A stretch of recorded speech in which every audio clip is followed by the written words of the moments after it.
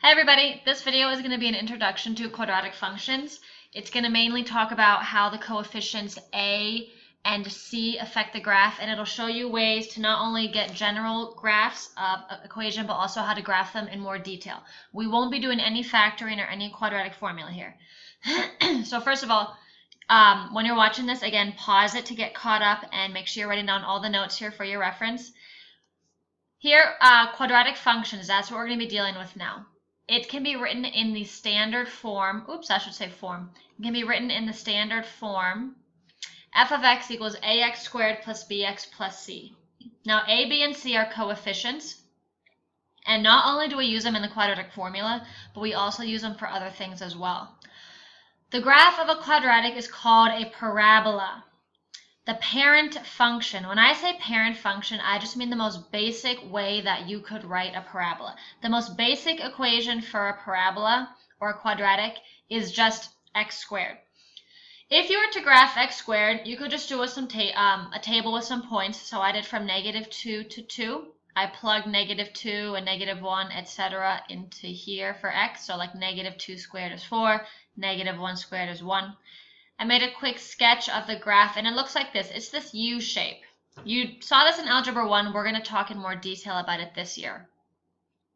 Notice two key vocab words.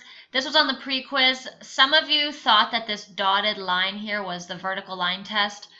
It looks like the vertical line test, but in this case, that dotted line going right through the parabola. Notice it cuts the parabola in half. So whatever is going on over here, the exact same thing is going on over here.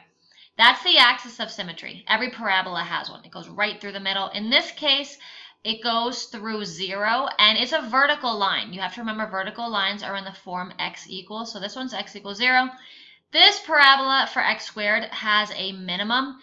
Parabola can also have a maximum. So in this case, it's a minimum. The ordered pair is 0, 0. That is the vertex. That's another very, very important word we're going to be talking about. Notice, please write this down, the axis of symmetry is always going to go through your vertex. So right here, notice the axis goes right through your vertex here. That's going to help you graph in the future. Now let's see what happens whenever we make the x squared negative. That would be here. The graph, if you just look at it right now, you can see that it is a reflection. It reflected over the x-axis before it faced up. Now it's facing down. You should probably always get a table, but write this table down to get the points. What I did is I did the same exact x values, but now I plugged into here. Some people get confused on the negatives here. I have a negative of whatever x squared is. That means I have a negative of, in this case, -2 squared. Well, -2 squared is 4, but that negative is still there, so it's -4. Basically, all the y values become negative, meaning it has reflected over the x-axis. It's the exact same thing, just a reflection. Also, some things you should notice is that the axis of symmetry didn't change at all. It's still x equals 0. Another thing is the vertex is still 0, 0. That didn't change. What did change is now it's a maximum. Before it was a minimum, now it's a maximum. So whenever you make x squared negative, it faces down, and we're dealing with a max value, not a min value. That's very important. Whenever we have our standard form ax squared plus bx plus c, your a value gives you a lot of information. Not only does it tell you the direction, but it also tells you how wide or how narrow the graph is. It's going to change the shape. So we want to see exactly, well, what happens when I do change a, and let's only deal with an ax squared term. Let's forget about the bx and the c for right now. What I'm going to do first is graph x squared, 2x squared, and 4x squared, and I'm going to see what happens. So I'm going to make a larger. Then what I'm going to do is graph x squared, 1/2 x squared, and 1/4 x squared. So if you have your graphing calculator, get it out. Go to y equals. First, type these three in. Graph them one at a time on a standard viewing window. Notice what happens. Then graph these three. So clear these three, and then graph these three, and notice what happens to the shape of your parabola. Pause the video now.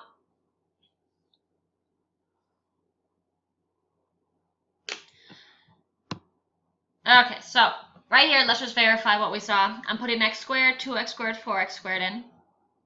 I'm going to zoom, and I want a standard viewing window here. So watch closely. X squared, 2x squared, 4x squared. So it's very easy to see what happens. Your parabola goes from being the normal width to narrower and narrower. It's getting squeezed together. So as your a value increases from 1 to 2 to 4, your parabola gets narrower. What I'm going to do now is graph the other ones. Hold on. What I did here is I'm going to graph x squared again. I'm now doing 1/2 x squared, and I'm doing 1/4 x squared.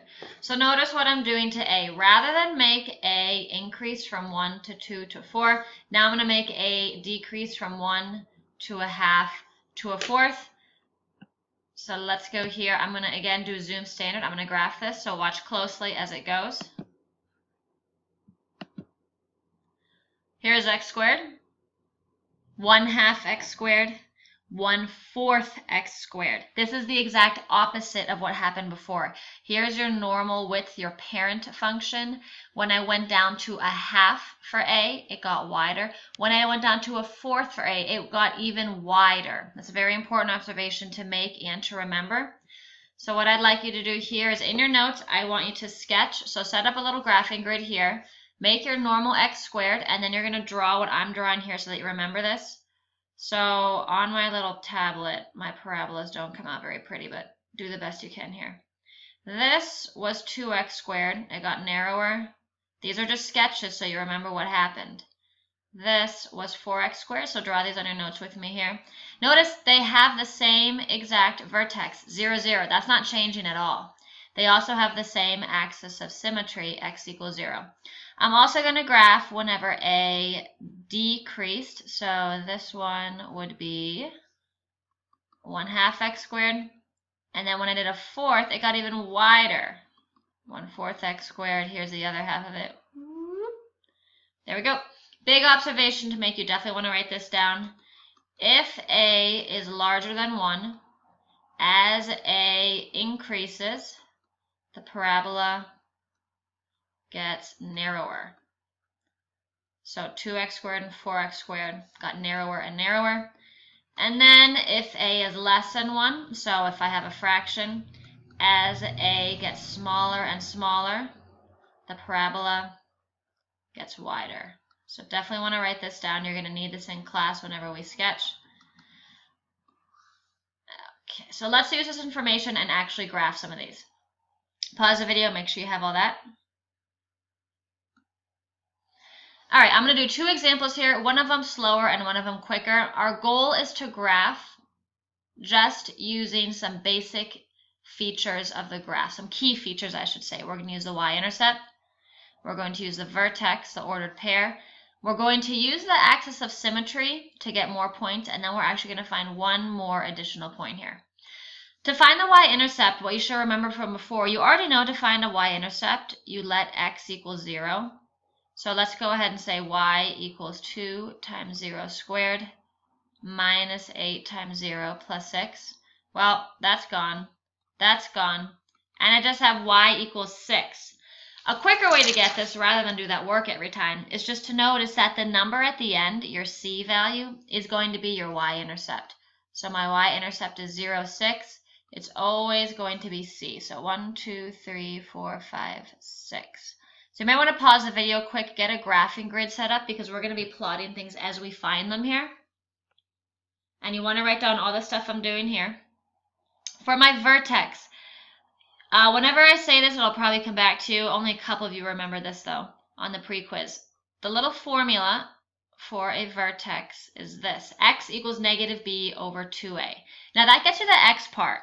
You also need the y part. We'll talk about that in a second. Let's just find x first. X equals negative b. Well, b is already negative 8, so negative 8 is 8 times 2a. A is 2, so I have 8 over 4 and 2. So I know that my vertex is whenever x is 2, but I need to know the y of it, like how the y part of it. Do I go up? Do I go down? So you're going to plug 2 into the original. So I'm going to find f of 2 That's 2 times 2 squared minus 8 times 2 plus 6. 2 squared is 4. 4 times 2 is 8. 8 minus 16 plus 6. That will end up with negative 2. So my vertex is 2, negative 2. So we can go ahead and plot that 2, negative 2. Because A is positive, so A is positive, it's going to face up. It's not going to face down. Because A is greater than 1, it's going to be slightly narrower than a normal parent function x squared. Another thing that you're going to have to get here is that the axis of symmetry, you will always need that. The axis of symmetry goes through your vertex. So x equals 2 is axis of symmetry. This basically gives you the axis of symmetry. X equals negative b over 2a. Now, one thing that we can see here is that the axis of symmetry is very important. We know that the parabola is cut perfectly in half by this axis of symmetry. So that means if my parabola is facing up like this, and I have a point here 2 units away, then I automatically, because it's the axis of symmetry, I'm going to have a point here on the other side. So 4, 6. Just for accuracy, let's get one more point here. So how about we get an additional point whenever x is, let's say, 1. So I'm going to do f of 1. That'd be 2 times 1 squared minus 8 times 1 plus 6. So 2 minus 8 plus 6, oh, that's 0. So I have the point 1, 0. I can plot that. Again, axis of symmetry here. I'm 1 unit away from the axis. Where's my pen? Here we go. I'm 1 unit away from my axis, like that. So I'm going to do 1 unit away on the other side of the axis. And your final parabola is, this is a pretty accurate parabola. I have 5 points right now. For now, I'm going to have you do 5 points. Your vertex, y-intercept, reflect the y-intercept, additional point, reflect the additional point. Again, this is a little bit narrower and is facing up. Here's one more example for your reference. I'm going to go through this one a little bit quicker here. I'm going to note that my coefficients are a, b, and c. A is 1. There's nothing here. It's a 1. Again, we start with the y-intercept. Same steps every time. The y-intercept, I already said it's negative 8. So think about that. Again, it's always your c value. Don't forget the negative. So I plotted that guy here.